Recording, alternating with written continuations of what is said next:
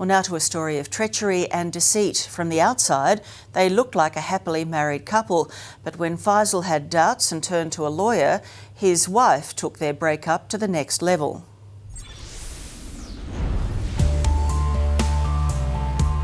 You're about to witness one of the most audacious attempts by a wife to frame her husband for domestic violence. She's dangerous, very dangerous. Watch how this woman astonishingly punches herself in the face, not once, but twice, later telling police her husband bashed her. It's flipped my life upside down. I'm not the guy who I used to be anymore. This is a story about temptation and treachery, a lover and a liar, where romance makes way for revenge with catastrophic consequences. Well, I haven't actually heard of a scenario such as this, inflicting injury upon themselves in order to set up a scenario which results in someone else being charged. If love is blind, then Faisal only had eyes for Asma. She presented herself like she's the perfect girl on the planet. He met her through an online Muslim dating site and proposed soon after leaving Western Sydney to meet Asma in Morocco. However, while Faisal was hoping to return to Aussie with a life partner, he now believes Asma didn't share that dream. She's a greedy person. She's materialistic. The two officially tied the knot here last year, and Faisal was hardly frugal in making his new bride feel at home.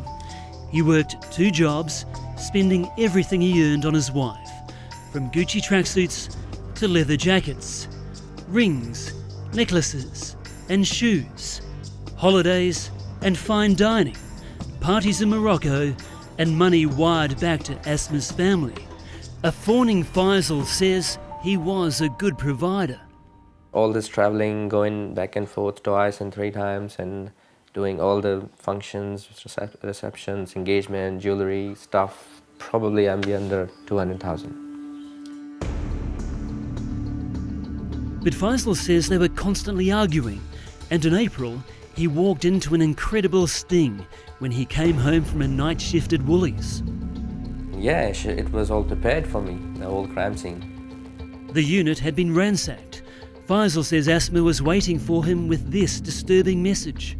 I entered and she just said to me that you think you are smart and you are talking to lawyers about me. Now see what I do to you. And she just ran. CCTV captures the bizarre events that followed. Asma runs from the apartment and into the lift. She presses the button. Takes a few moments before the incredible Asma attack. She gives herself 2 uppercuts to her face and clutches her cheek. She then checks her handiwork in the mirror. Seemingly satisfied with her self-inflicted punishment, Asma eagerly waits for the lift door to open. She takes off down the hall and into the street to call police. Oblivious to what his wife had cooked up and concerned for her safety, Faisal also went to the police, where he was arrested and charged with assault. If convicted, he faced up to 7 years behind bars. I didn't know that she's going to go to that extent, go to the police and forget everything what I did for her and just ruin my life. In a follow-up sucker punch, Faisal says the police unwittingly helped Asma steal his things, which she had packed into these suitcases while he was being held at the station. But more importantly, Faisal's freedom was also about to be taken. Did you ever harm Asma? Never. I really loved her. Faisal spent 20 grand on a lawyer and trawled through hours of CCTV to find his get-out-of-jail card. And once I saw this, I felt relieved that now the justice will be served. New South Wales police dropped the assault charges, but never charged his estranged wife for making a false accusation, an offence which also carries a jail term of up to 7 years. Question is, why not? The answer is, because if they do, they're going to be embarrassed by what they didn't do at first instance. Victims of crime advocate Howard Brown says It appears police failed to investigate Asma's assault claims properly and assumed Faisal was guilty from the outset. So when you realise that someone has made a false declaration to a police officer and you can prove that she made a false declaration, you then charge her with perverting the course of justice. Police haven't done that. Asma's statement to police is shocking. Faisal grabbed my throat with both hands and began to squeeze tight until the point I was unable to breathe.